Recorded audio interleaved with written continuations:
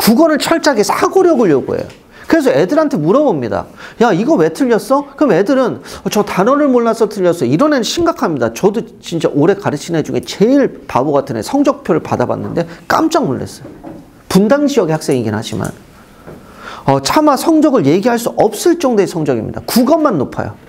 나머지는 다 아닙니다. 근데 국어가 상대적으로 높다는 거지 높은 편이 아닙니다. 걔 꿈은 뭐냐면 헤어 디자이너가 되는 거예요. 헤어 디자이너가 되는 건데 그 친구는 아예 단어를 모릅니다. 그래서 선생님 안주하다. 그럼 안주는 먹다 아니에요? 이런 애가 있어요. 안주하다가 무슨 뜻이죠? 그 다음에 사흘을 며칠인 줄 알아요? 4일인 줄 알아요. 이런 애가 있습니다. 그럼 걔 오면 뭐 하는지 아세요? 전 1시간 동안 계속 본문을 읽힙니다. 읽힌 다음에 설명해주고 저한테 설명하게 해요. 그래서 애가 간신히 내신에서 3등급을 받았어요. 나머지 등급은 처참합니다. 근데 왜 애들이 국어 성적이 안 나오냐? 국어는 철저하게 사고력이에요. 그래서 얘네들도 보면 중학교 때 국어도 문제를 풀어오면 5개 선택지 중에 3개는 완전히 틀려요. 3개는 완전히 틀리고 2개 중에 하나가 헷갈리는데 공부를 잘하는 애는 그냥 이게 정답인 것 같아? 그럼 정답을 맞춰요. 그러니까 걔는 두뇌가 정답 친화형 두뇌예요. 그러니까 얘가 만약에 오답을 썼잖아요. 2개 중에 헷갈리는데 그럼 자기의 두뇌가 내면에서 속삭이는 거예요. 고쳐. 병신아 고쳐. 야 고쳐. 그럼 이제 오답을 썼을 때 고칩니다. 맞는 거예요. 근데 오답 친화형 두뇌를 가지고 있는 애 있어요. 정답을 썼어요. 그럼 이제 나의 내면에서 뭐라고 정령의 소리가 들려오냐면 고치지 마. 고치지 마. 네 입장을 고수해. 틀려요. 근데 만약에 정답을 선택했잖아요. 고쳐 바보야. 함정이야. 고쳐요. 틀려요. 그래서 이제 얘네들도 유튜브만 알고리즘이 있는 게 아니에요. 여러분이 어떤 사고를 하고 왔던 애들이 어떤 생각을 해왔던 머릿속에 정답으로 가는 알고리즘이 있는 애는 그 알고리즘을 따라서 설명을 할 수 없지만 정답을 찾는 거고 오답의 알고리즘을 갖고 있는 애는 설명할 수 없지만 오답으로 가는 거예요. 그 다음에 그 2개가 아닌 3개를 선택하는 애들은 바보입니다. 공부를 안 한 거예요. 아예. 노력이 부족한 거고 3개 중에 2개를 선택해야 되는데 제가 과제물 낼 때는 어떻게 내냐면 1차적인 정답을 쓰게 해요. 1차 정답. 그 다음에 내가 헷갈린다.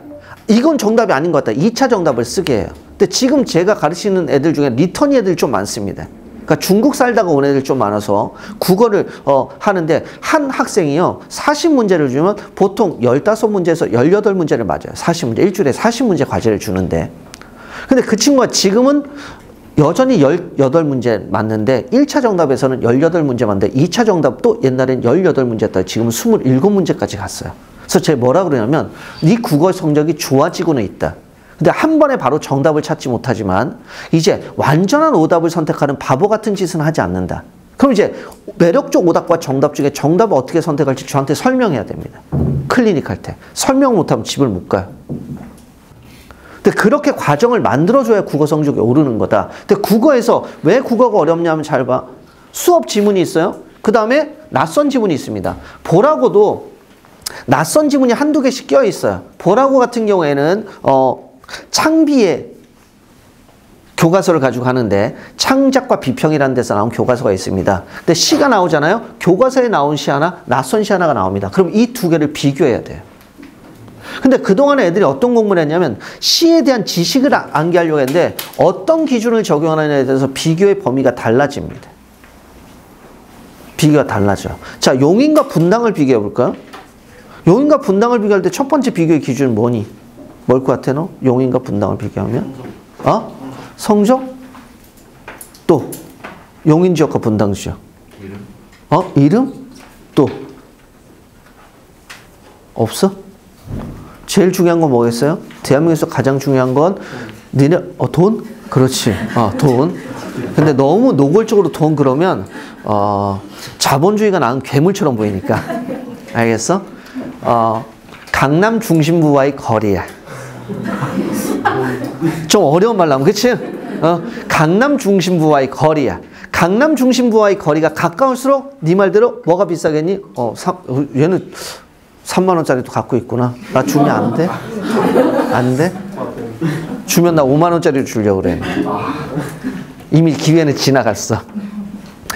강남 중심부와의 거리야. 두 번째는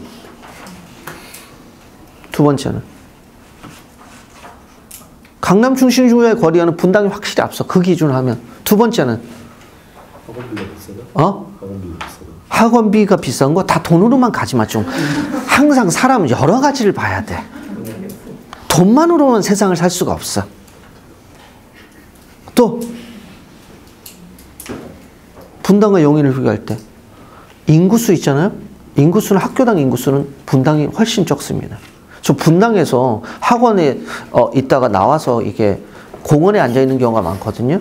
공원에 앉아 있으면 주로 지나가는 게 할아버지하고 강아지예요. 애들이 없어요. 노령화 사회가 이미 됐습니다.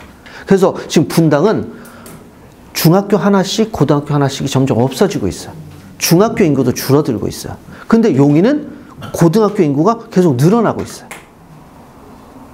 이렇게 비교를 여러 가지로 해야 되는데 이걸 작가의 사상의 측면에서 비교할 것인가, 정서의 측면에서 비교할 것인가, 표현 방식에서 비교할 것인가, 비교의 기준이 있는데 낯선 지문이 나오면 애들이 틀려버리는 거죠. 그 다음에 또 지문의 내용이 있어요. 지문의 내용을 선택지로 만들 때는 어떻게 합니까? 변형합니다.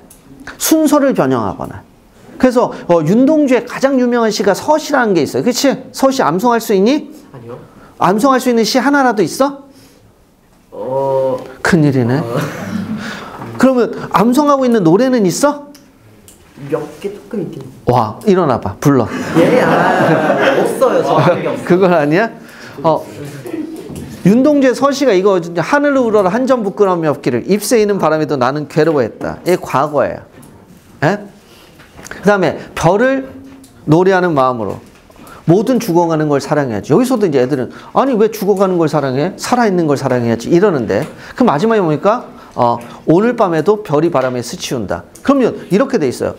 옛날에 나는 되게 양심적인 인간이었고 미래를 이렇게 살아가야 되는데 현재는 이렇다. 그럼 과거, 미래, 현재 순으로 시간이 전개되는데 애들은 시간이 나오니까 과거, 현재, 미래구나.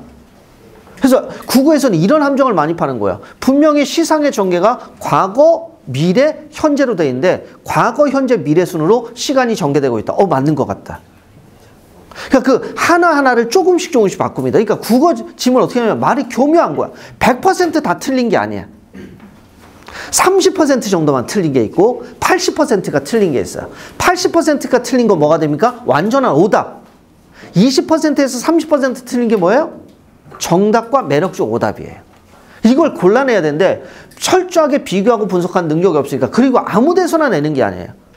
아무 데서나 내는 게 아니야. 누가 너한테 여자 얘기를 했어. 그럼 넌 그 여자에 대해서 뭐가 제일 궁금할 것 같아? 그렇지. 그 다음에는? 성격. 그렇지. 또?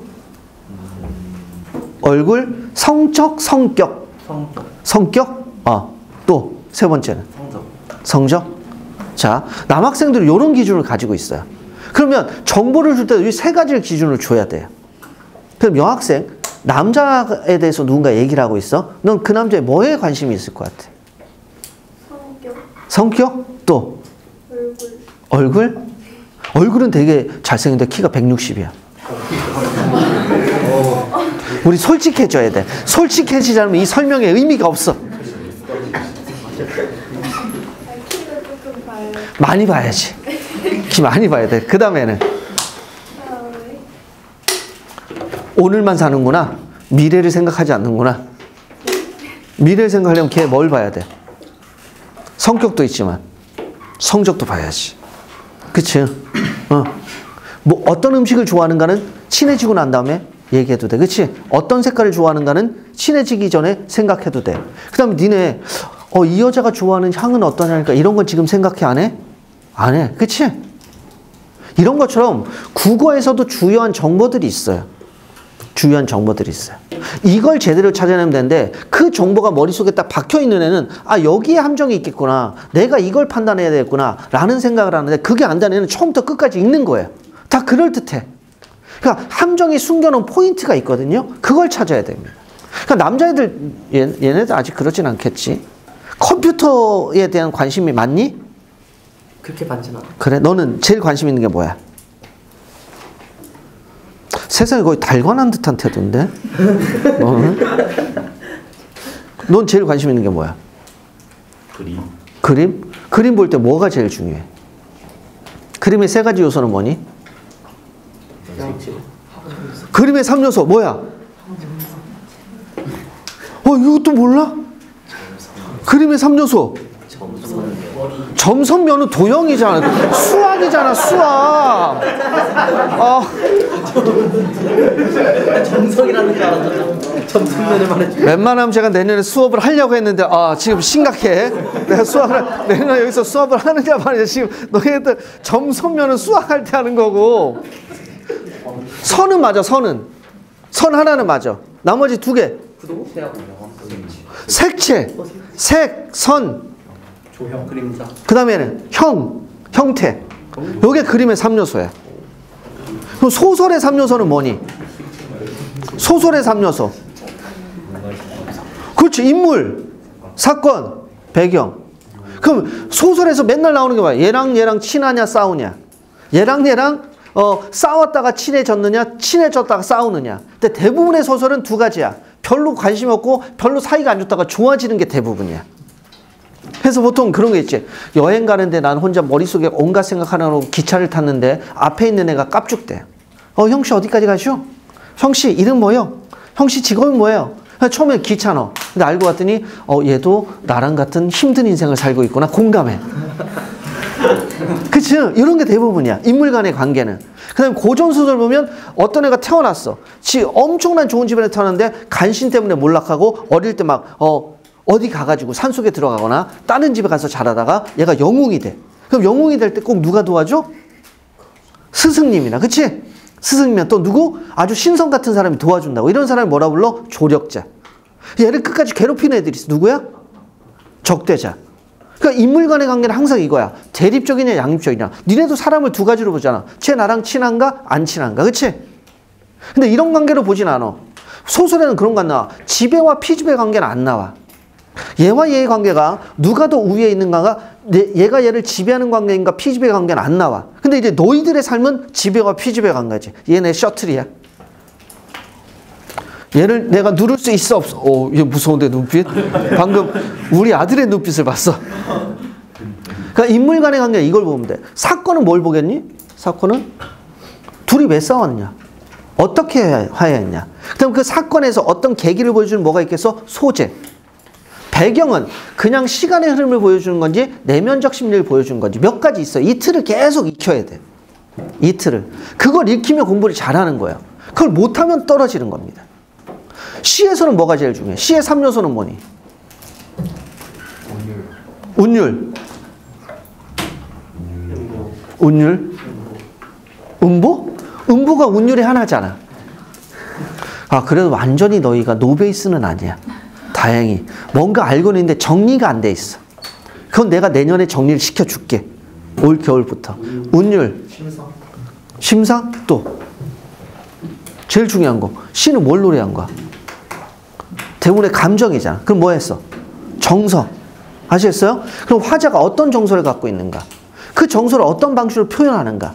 심상이 어떤 심상인가? 요걸 찾아내는 걸 중심으로 해야 돼. 니네 독서 지문도 하니? 보라고가 어렵진 않지만 독서 지문도 낸다. 외부 지문으로. 그걸 준비해야 돼. 그래서 내가 이걸 쭉 정리해서 어떤 내용을 보고 어떤 걸 중심으로 봐야 정리가 될 것인가.